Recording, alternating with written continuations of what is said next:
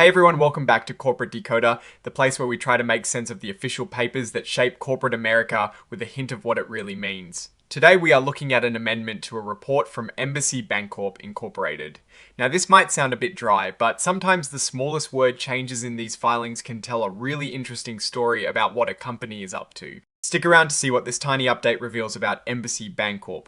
Before we dive in, if you enjoy getting clear insights from these dense corporate documents without the jargon, make sure you are subscribed. And if you want to connect with other finance enthusiasts and get more exclusive content, join our Discord community. The link is in the description below. So what we have here is an amendment to a Form 8. Think of a Form 8K as a way for companies to announce big news right away. This amendment, however, is just adding some clarifying details. The original report was filed to talk about the results of their annual shareholder meeting. This amendment specifically focuses on one particular vote that happened at that meeting. It is not about exciting new products or massive financial swings, but about how often shareholders get to weigh in on something that directly affects the top executives. Okay, so here is the core of this amendment. At their annual meeting, the shareholders voted on how often they should have a say on executive pay. This is often called a say on pay vote.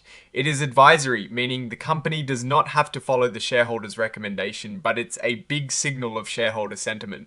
And the shareholders decided they want to vote on executive pay just once every 3 years. That is the previous decision. Now, what this amendment does is officially confirm the company's decision based on that shareholder vote. The board of directors met and decided they will indeed follow the shareholders' wishes for a triennial vote on executive compensation. So, while the shareholders voted for it, the board is now formally implementing it. Now, why is this even noteworthy enough for an amendment? Well, the original report detailed the meeting results on the 20th of June 2025, but this amendment clarifies the company's actual adopted policy going forward. It is a confirmation, ensuring there is no ambiguity about the frequency of these important votes. It shows the company listening, at least to this specific shareholder directive. So, what's the big picture here? Companies have to file these reports to keep investors informed. This particular filing is a bit of a housekeeping item, a formal acknowledgement of a decision made and put into action. It tells us that Embassy Bancorp is following through on the outcomes of their shareholder meetings regarding executive compensation reviews. It means shareholders won't have this say annually anymore, but will instead get to weigh in on how much executives are paid every 3 years.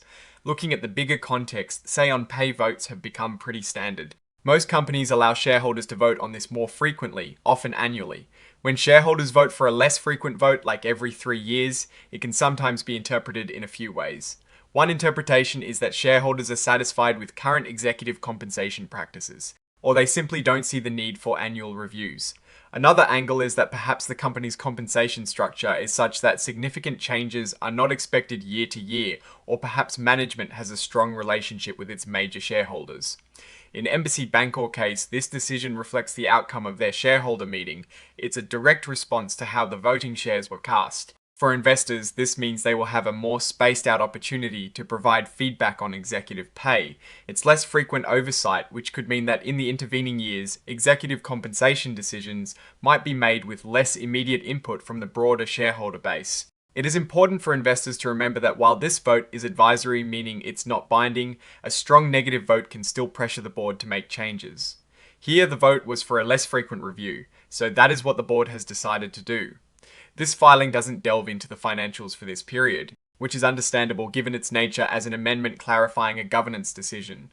However, understanding how a company governs itself, including how it handles executive compensation and shareholder feedback, is a crucial part of understanding the company's overall health and direction. Now, let's shift from the boardrooms to the bottom line for a moment, even though this filing is about governance. When we look at companies like Embassy Bancorp, their financial health is always a key factor.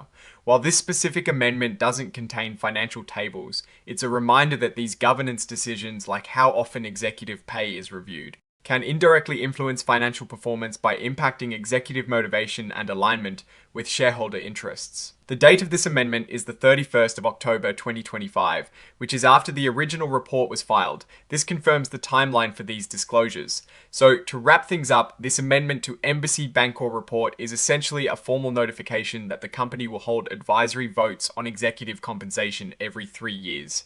Aligning with the recent shareholder vote, it is a detail about corporate governance processes. Now, looking at Embassy Bancorp's direction based on this filing, it shows a company that is following through on shareholder directives regarding their governance processes, specifically on executive compensation frequency. On the positive side, it indicates responsiveness to shareholder input on policy. However, a less frequent vote on executive pay could mean less frequent direct accountability for executive compensation decisions between those 3-year intervals. This could be seen as a strength if shareholders are satisfied and a weakness if there are concerns that fester for longer periods. A notable risk or opportunity here is how future executive compensation packages are structured and received by shareholders in the years between votes. If compensation is perceived as excessive or misaligned with performance, shareholders might express dissatisfaction through other channels, or the accumulation of dissatisfaction could lead to a very strong negative vote when the triennial vote finally occurs. The opportunity lies in the company being able to focus on long-term strategic implementation without the annual pressure of a say-on-pay vote, potentially fostering more stable long-term decision making. In conclusion, Embassy Bancorp is confirming a shift to a triennial advisory vote on executive compensation. This is a clear governance decision influenced by shareholder voting. It's a sign of the company adapting its internal processes based on shareholder feedback, but investors should be mindful of the extended period between these advisory votes. What is your take on companies moving to less frequent say-on-pay votes? Does it signal confidence or a lack of oversight? Let us know your thoughts in the comments below. If you found this breakdown helpful, please hit that like button. It really helps the channel grow. And of course, subscribe for more in-depth corporate filing analysis. Don't forget to check out the Discord community in the description for more discussions and content. Thanks for watching, and we'll see you in the next video.